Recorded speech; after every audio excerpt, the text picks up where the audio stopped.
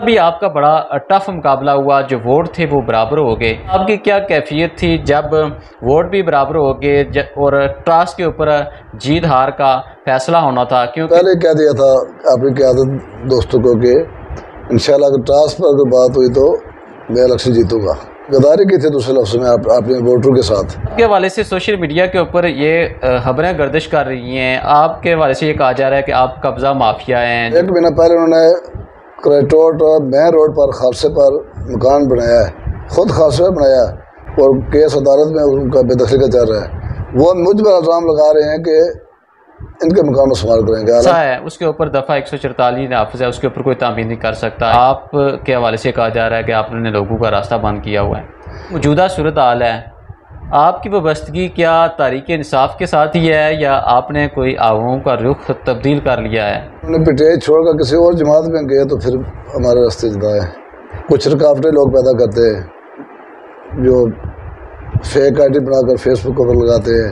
वही फेसबुक पर वो आदमी कह रहा कि हम कब्ज़ा माफिया हैं, हालांकि उस लड़के के वालिद और ताया जिन्होंने अल इस्लाम पर कब्ज़ा किया हुआ है, 3 बच्चे उड़ के ज़मीन उन्हें हड़प की हुई है, तो वो पास मैंने पूरी फाइल तैयार की है। अच्छा। अभी मैं 1 हफ्ता पहले मैंने ट्रेस किया, उनको फंड दिए जाए। इतने सारे खर्चात करके इतनी मेहनत करके इलेक्शन लोग जीते हैं तो आगे कोई मसला हल नहीं हो रहा है। तो हम तो अपनी तरफ से अपनी जेब से अभी भी मैंने तकरीबन 1.5 किलोमीटर सड़क जो है वो कटाई कराई है और एक जो रोड मैंने शुरू कराई है अभी 400 फुट अभी सोलिंग शुरू है और अभी 3-4 बोर मैंने दिए अपनी जेब से, वो अभी एक कंप्लीट हुआ, दूसरी तरफ पीछे लगी हुई है। और उसके अलावा गांव में अभी तकरीबन 6 ट्रांसफार्मर हैं। अस्सलामुअलैकुम, सब तक डिजिटल न्यूज़ के साथ मैं हूं आपका मेज़बान मोहम्मद नदीम चौधरी। इस वक्त आज हमारे मेहमान हैं चेयरमैन यूनियन कौंसल सेंसा ज़फ़र इकबाल बंग्याल। अस्सलामुअलैकुम जनाब। वालेकुम अस्सलाम वरहमतुल्लाह। सवाल मेरा यह है कि आप यूरोप के अंदर वहाँ पर अच्छी ज़िंदगी गुजार रखे थे, तो फिर आपका कैसे ख्याल आया जो बल्दियाती इलेक्शन हुए उसमें आपने हिस्सा लिया, ये किस तरह आपको ख्याल आया? सर वैसे तो हम सोशल काम तो वैसे ही करते रहते थे पहले से ही, लोगों के पानी के मसाइल, सड़कों के मसाइल और दूसरे बिजली के, ट्रांसफार्मर के। फिर अचानक ऐसे अरसे दराज के बाद बल्दियाती इलेक्शन आ गए तो हमने सोचा कि चलो ट्राई करते हैं, इसमें हिस्सा लेते हैं। तो फिर यहाँ पर भी काफ़ी कंपटीशन था। हम बेसिक पीटीआई के आदमी थे, तो फिर चौधरी इखलाक साहब ने, दूसरी तरफ भी हमारे बरादरी के लोग थे। तो आपने इस जो कौंसिल का इलेक्शन लड़ा उसमें आपने आज़ाद हैसियत से इलेक्शन लड़ा, आपकी जो वाबस्तगी थी वो पीटीआई के साथ थी? सर मेरी वाबस्तगी जो है वो पीटीआई के साथ थी, पर इलेक्शन आज़ाद लगा क्योंकि मुझे टिकट नहीं मिला था, कि दूसरी तरफ भी पीटीआई के आदमी थे। अच्छा, जो मुकाबला था दानू तहरीक इंसाफ के जो उम्मीदवार थे उनके दरमियान था, उनके दरमियान था, इस वजह से किसी को भी टिकट नहीं दिया गया। टिकट नहीं दिया गया। तो आपने फिर जो वो इलेक्शन जीता वो आज़ाद हैसियत से जीता? जी आज़ाद हैसियत से इलेक्शन जीता, अल्लाह के फजल से। वहाँ से फिर आगे जो आपका मुकाबला आया वो चेयरमैन मुंतखब होने के लिए, आपने जो चेयरमैनी का इलेक्शन लड़ा वहाँ पर भी आपका बड़ा टफ मुकाबला हुआ, जो वोट थे वो बराबर हो गए, मुकाबला टाई हो गया। तो फिर सिचुएशन ये हुई कि आप टास्क के ऊपर आपने जीत हासिल की।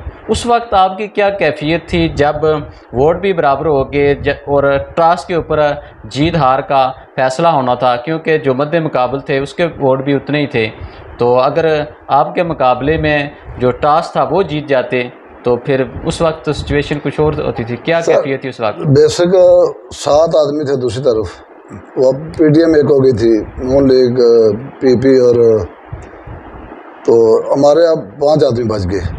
फिर एक दोस्त थे हमारे बरादरी के आदमी थे, उन्होंने मेरे साथ ताउन किया, फिर हमने 6-6 बराबर किए। तो फिर जब टास्क पर बात है तो मैंने पहले ही कह दिया था अपनी क़यादत दोस्तों को कि इंशाल्लाह अगर टास्क पर कोई बात हुई तो मैं इलेक्शन जीतूंगा। अच्छा, आपको मेरी बात यकीन था? आपको बहुत मुशव्वर थी मेरी बात इधर पूरे हल्का में कि टास्क पर बंग्याल साहब कह रहे हैं कि अगर चलेगी तो हम इलेक्शन जीतेंगे।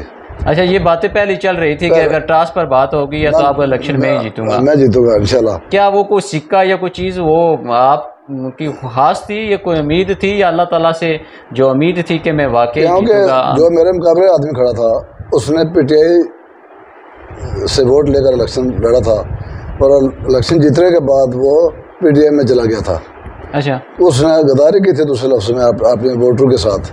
तो मुझे यकीन था कि जब अल्लाह और मेरे दरमियान बात होगी इंशाअल्लाह तो अल्लाह ताला मेरी मदद करेगा। मुझे ये यकीन था कि मैं इलेक्शन टॉस पर जीतूँगा। अच्छा, इस वक्त आप यूनियन कौंसिल के चेयरमैन हैं। बलदियाती इलेक्शन का जो मरला था वो मुकम्मल हो गया, 31-32 साल के बाद ये बलदियाती इलेक्शन हुए। लेकिन अब ये सारा प्रोसेस मुकम्मल होने के बाद अब जो बलदियाती नुमाइंदे हैं उनको इस वक्त तक कोई भी इख्तियारात नहीं दिए गए।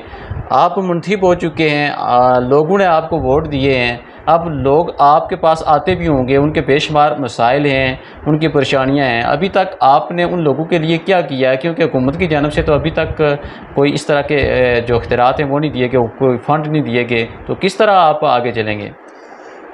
सर, लास्ट वीक हमने मीटिंग की है, यूनियन कौंसिल के मेंबर को बुलाया, हमने एहतजाज रिकॉर्ड कराया, चौधरी इखलाक साहब से रिक्वेस्ट की है कि कोई तरीका करके हमें बलदियाती फ़ंड दिए जाएँ ताकि लोगों के छोटे मसाइल हल हों। क्योंकि हमारे यूनियन को सब पसमानदा है, दूर दराज इलाकों से तलक है। तो चौधरी साहब ने कोई अभी रिस्पॉन्स नहीं दिया है। तो हम आपके चैनल के फसातों से वज़ीर-ए-आज़म आज़ाद कश्मीर से भी अपील करते हैं कि बलदियाती नुमाइंदों को फ़ंड दिए जाए। इतने सारे खर्चात करके, इतनी मेहनत करके इलेक्शन लोग जीते हैं तो आगे कोई मसला हल नहीं हो रहा है।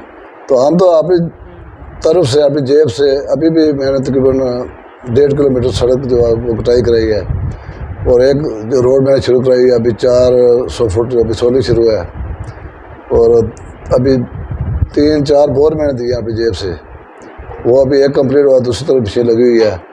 और उसके अलावा गांव में अभी तकरीबन 6 ट्रांसफार्मर हैं, 3 मैंने अपनी जेब से दिए हैं खरीद कर। जो सड़कों का काम है वो भी अपनी जेब से आप अखराजात कर रहे हैं? 4 बोर अभी शुरू किए हुए हैं, वो भी अपनी जेब से, सड़कें भी अपनी जेब से, 3 ट्रांसफार्मर भी अपनी जेब से। अभी एक ट्रांसफार्मर अभी लगवा रहा हूँ इंशाल्लाह नेक्स्ट वीक या 2 वीक बाद। तो और भी लोगों की खिदमत करते हैं तो अल्लाह का फजल है। तो इंशाल्लाह अगर फंड मिले तो फिर तो मज़ीद ज़्यादा इंशाल्लाह काम करेंगे लोग भी ना। जो वाटर सप्लाई स्कीम ऐसे से की, ये तकरीबन 35 साल का मनसूबा था, इनको कोई जगह नहीं दे रहा था। फिर हम भाइयों ने, मेरे एक चचाजाद भाई था और हमने 15-16 करोड़ रकबा दिया वाटर सप्लाई को। उस रकबे की असलियत जो अड़ाकदारी है हमारे 1954 में उसके इंतकाल हुए थे।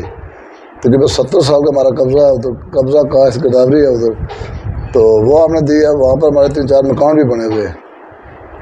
तो कुछ लोग जो है ना वो, मैं आपके चैनल से आपके साथ ये जो आपने वाटर स्कीम के लिए जगह दी है, आपके हवाले से सोशल मीडिया के ऊपर ये खबरें गर्दिश कर रही हैं, आपके हवाले से ये कहा जा रहा है कि आप कब्ज़ा माफिया हैं, जो जगह आपने दी है इसके ऊपर आपने कब्ज़ा किया हुआ है।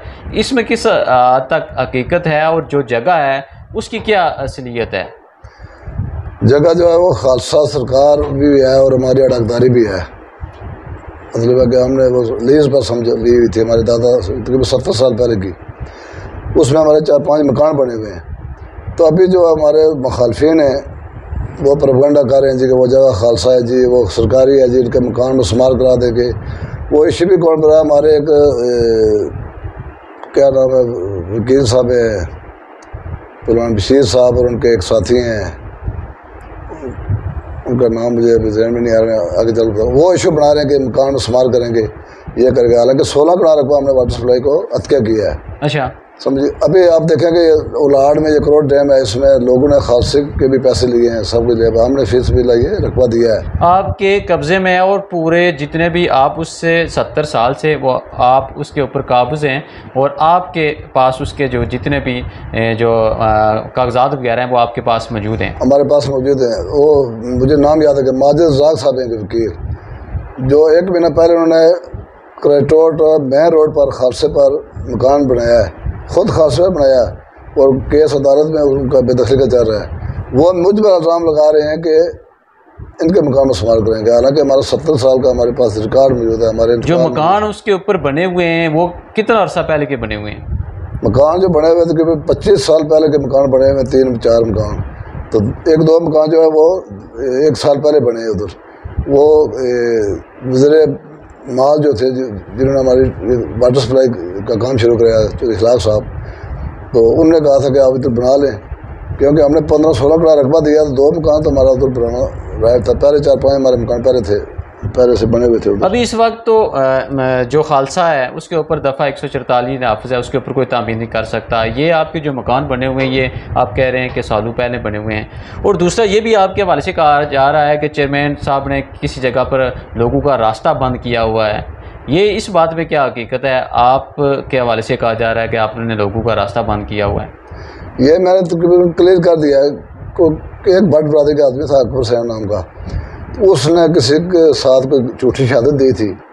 वो झूठी शहादत वो अहले इस्लाम के किसी ने अहले इस्लाम एक आदमी हमारा इधर बहुत बड़ा आदमी चौधरी सलमान साहब, उन्होंने एक अहले इस्लाम पर जो है ना वो कब्ज़ा किया था, 4 कनाल या 2 कनाल जो भी था। तो उन्होंने इस भट्ट साहब से शहादत दिलवाई थी अहले इस्लाम के, मेरा है ये गोर, इसका अहले इस्लाम से तल्लुक़ नहीं है। वो एक इशू था, वो कोई सियासी इशू नहीं है, कोई वोट का इशू नहीं था। तो किसी और ने वो रास्ता बंद किया था। तो इन लोगों ने मुझे बदनाम करने के लिए, सियासी मुखालफिन ने मेरे पर इल्ज़ाम लगाया था जी कि ज़फ़र ने ये रास्ता बंद किया है, हालांकि मेरा उससे कोई तल्लुक़ नहीं। रास्ता आपने नहीं बंद किया हुआ था? मैं तो रास्ते बनाने वाला आदमी हूँ, बंद करना तो दूर की बात है। कुछ रुकावटें लोग पैदा करते हैं जो फेक आईडी बनाकर फेसबुक पर लगाते हैं और तंग भी करते हैं।